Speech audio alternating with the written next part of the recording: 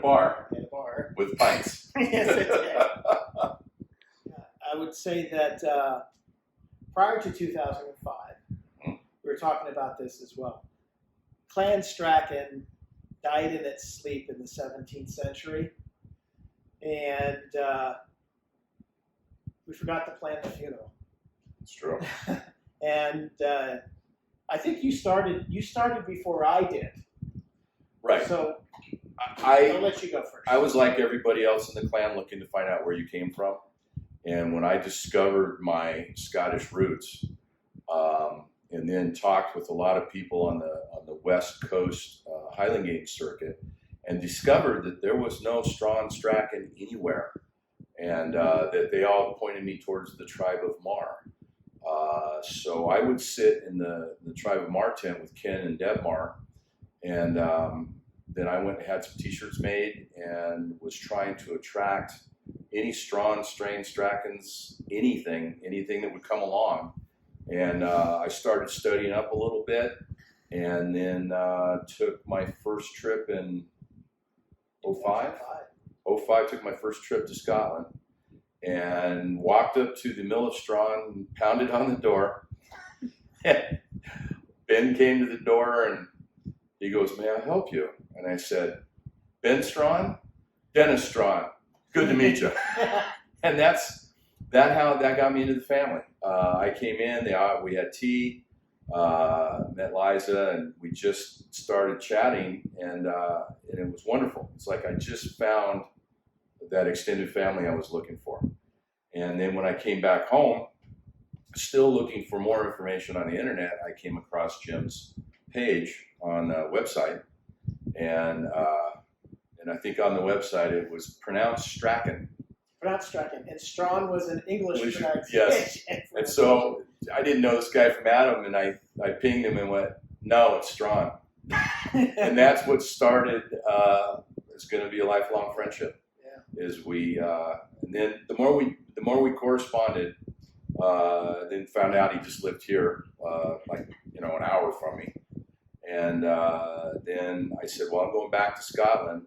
And Ben has written a book on the clan, and if you're in the process, you should read Ben's book." And I said, I'll get you a copy.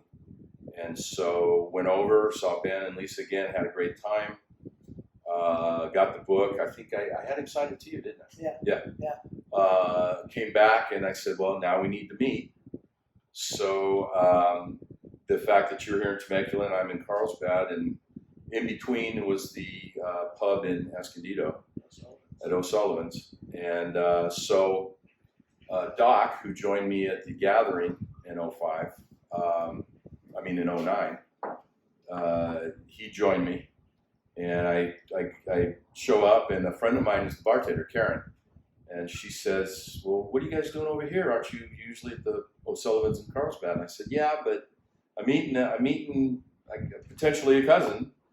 And I said, "We're going to be talking heritage and things." And she goes, "Well, what does he look like?" And I said, "I have absolutely no idea." You thought I was an old dude. I thought you were.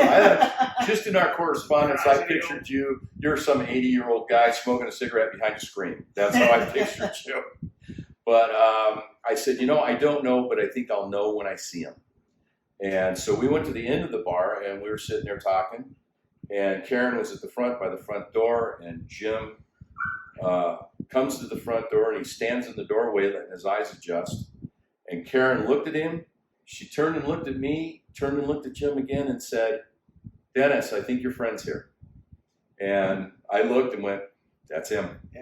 Yeah. And that's what started all of this. As we sat, and I gave him the book, and we started talking about our heritage, and basically, what do we need to do to? You said let's start a Clan Strachan society, or actually, I'm sorry, Clan Strawn society. Yeah. Glad you got that right. Yeah. Strachan.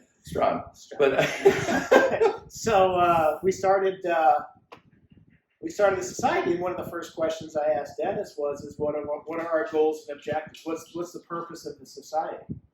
Yeah, and you'd said, well, to become an honorable clan, we need a chief. And I immediately said, well, we've been doing this fine without them for years, but you convinced me that yes, we do need a chief. And so that was the number one goal. But the number two goal, as we talked about, what do we do in the future? I said it would be wonderful if we could buy property in the little town of Strachan and have a heritage center and kind of a mecca for people to go to, and like myself, looking for their heritage. And I think we both said, well, we'll be dead before that happens. And what surprises the two of us right now is the fact that we're 15 years into this. Yes. We've got a 501c3 here in the United States. Yep. We've got a charitable trust in Scotland. We've got a commander appointed, hopefully, knock on wood, 5 years, Rob will be appointed chief. Right. And we're really very close to having a heritage center in the village of Strachan. We contacted the Lord Lyon 2007 and 2008. We're informed at that time that we had basically gone about it all wrong. And had a conversation, we reorganized, and a few years later we were holding a Jarfina at the Royal Scots Club in Edinburgh. Right. Recognized Rob as the commander of Clan Strachan. It's the first time in 185 years at that time. And, almost 200 years now. And the first one videotaped. Yeah. Oh, yeah. We're breaking records. Breaking records, yeah. And we've had other clans contact us now and ask us, how did you go about doing it? And we've been lucky enough to share information with people, and it's been a good run. But I'm still shocked that here we are only 15 years into this, and we're looking at actually buying property to have a heritage center for all of us, our family. Yeah. And I'm shocked. I'm shocked. But so right now, how close are we? As of today, we're about 18,000 pounds shy of meeting our goal of 315,000. We're this close. Yeah. Less than 10% now. I think it's more like 8 or 7%. We have 17 days left to go on our fundraising. We've got a couple of auctions maybe coming up. We've got some videos coming up as well. And we need your help just to get that little bit more. Just, yeah. And times are tough right now. I know the world's kind of gone crazy with this whole COVID thing. But as Jim has said numerous times, any little amount works. If you can send $10, send $10. Because you'd be surprised at how quick that 18 is going to get real fast. And we have 17 days left? 17 days left. 17 days left. I think we can do it. Yeah. I think we're in on it. I think we're focusing. Like I said, we're just really close. We're almost there. We've got 17 days left to go, and we need that little bit more help. Get any amount, any dollar amount is good. 5 quid, 10 quid, whatever you can afford. Well, but now's the time to open our purses and give, because now we have a dream. And it's not for us, because we're going to be just old guys hanging out at the bar, but for our grandkids. But it's for our grandkids and their kids and following. Yeah. So this is for Robbie's family, for Luke, for all the future Strahns and Strachans throughout the world. This is for them, and it's a cause worthwhile. And so yeah, now's the time. Yeah. Let's open up the purses and let's get it done. So let's raise our glasses to the village and the area of Strachan in Scotland, where from all areas you can see Cloughnabin. It's a place we all call home. I can attest to the fact that when we stayed at the Feughside Inn the very first time, and I remember going downstairs and having breakfast with Jim, and I said, I don't know what it is about this area, but I feel like I have finally come home. Coming home. To coming home. Cloughnabin. Cheers.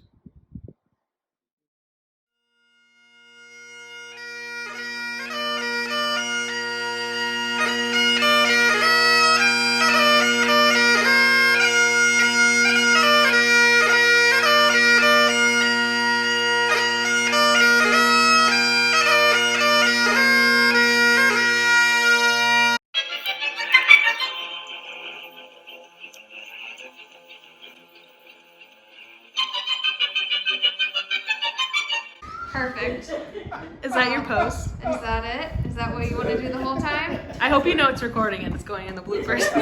You look like a dinosaur. No, it's the guy Dad. on the movie Brave, right? That the, Oh, the little guy. Yeah.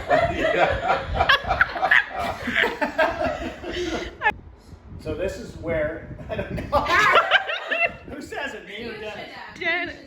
So this is where it all started. Okay, wait, ready? You're doing great, sweetie. Wait. Pull it together, Dad. I'm Dennis. I'm Jen.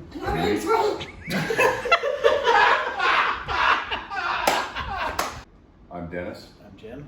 And we are The Wild Stallions! No. Give us all your money.